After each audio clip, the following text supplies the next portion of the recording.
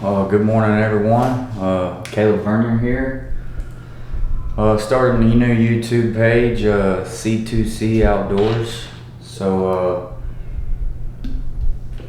gonna kind of explain to you what we're doing with this page, and got a couple buddies that'll be on there with me from time to time, and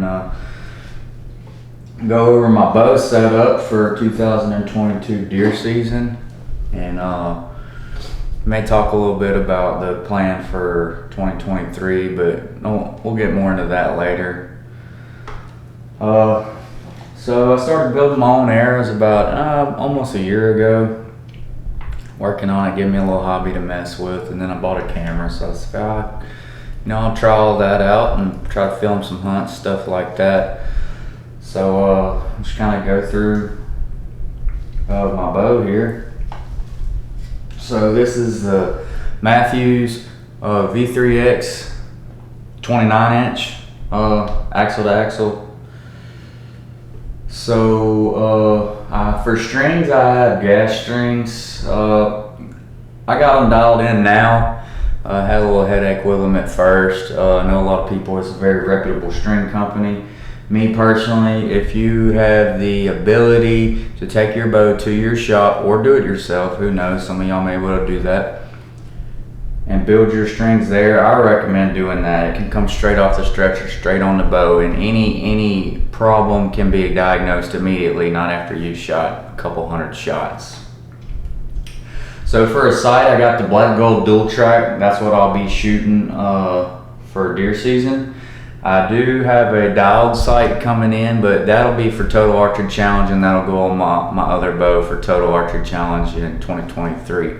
So, but I'll do a review on it probably in the winter time when it starting to prep for that. I do have it on the new black gold Matthews Edition dovetail, so it can go through my bridge lock here. Other than that, I love this sight, especially that bottom pin, being able to drive up and down. You still get that vertical one pin picture. For a rest, I have the Hamsky Epsilon, the Matthews Edition. I absolutely love this rest. It's limb driven, not cable driven. I shot a QAD for years. I never had an issue with QAD. I love them, a great product, but just being limb driven and just more consistent, your limbs don't change based off weather or anything like that. I don't see myself going back, but anyone shooting that rest, it's a great rest. So for stabilizers, this is the AAE Mountain Series. I have a 15-inch bar up front with 1 ounce right here. I put 1 ounce here. On the back here, I have the 8-inch bar with 7 ounces in the back, and that bow at full draw just sits perfect in my hand, and then when I release it, just slightly rolls forward, as you see right there. So it stays. That's my angle. I got my angle right. It's balanced. It's perfect for shooting without a quiver. It's set up just like I had it set up for Total Archery Challenge this year. Now when I add quiver and weight to this side, then obviously I'm gonna have to take this side bar here and kind of, as you can see, you see here, I'm gonna have to bring it out just a hair to offset the weight on the other side of the bow. For a quiver, I'll be shooting the new Matthews Low Pro. It's just the one piece detachable quiver. Seems to be a pretty cool little quiver. I know Tight Spot came out with one that's supposed to mimic it or compete with it. So that's where I'll be going with that, and maybe on my tack bow or my backup bow for next year, we may try that Tight Spot to see and kind of give a comparison. We could do a video to what I like, pros and cons about either quiver. That is another plan, is to do reviews, so somebody coming to y'all on YouTube that has to pay full price. I don't get no discounts, nothing. I can compare and contrast everything, and you get an honest man that spent the exact amount of money you would be to spend to tell you what he thinks about it. And I have a couple buddies that they'll be on the videos too, and we'll go over stuff like that, what we like about it, what we don't like about it. That way you get multiple opinions.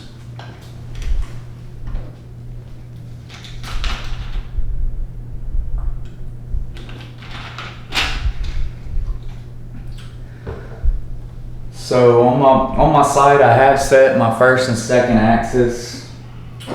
I have a string level from when I'm setting my bow up. That's an arrow level, and I have a string level from when I'm setting my bow up. So everything is level.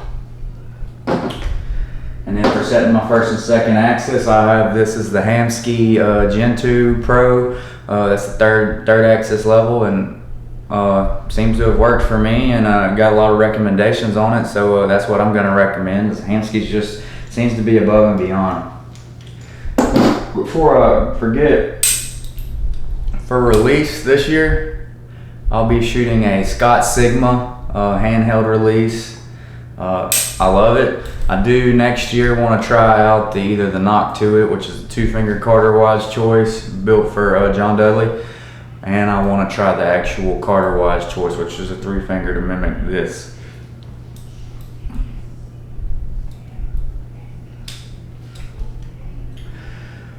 On arrows, I will be shooting, it's probably hard to see, it is. I'll post a picture down in the video, or try to. This is the Rip TKOs from Victory. I love Victory arrows. They come spine aligned, so I can align my cock vein and everything. If you want to shoot a cock vein, a lot of people, which myself included until this year, or I switched back to it to an odd vein this year, but you like that just all white or all pink, whatever, you don't get that beach ball effect where it may appear that your arrow is not flying true, even though it is. I use the standard 50 grain aluminum insert that comes in the package with these arrows. They seem to fly great. I got a total arrow weight. Sorry about that.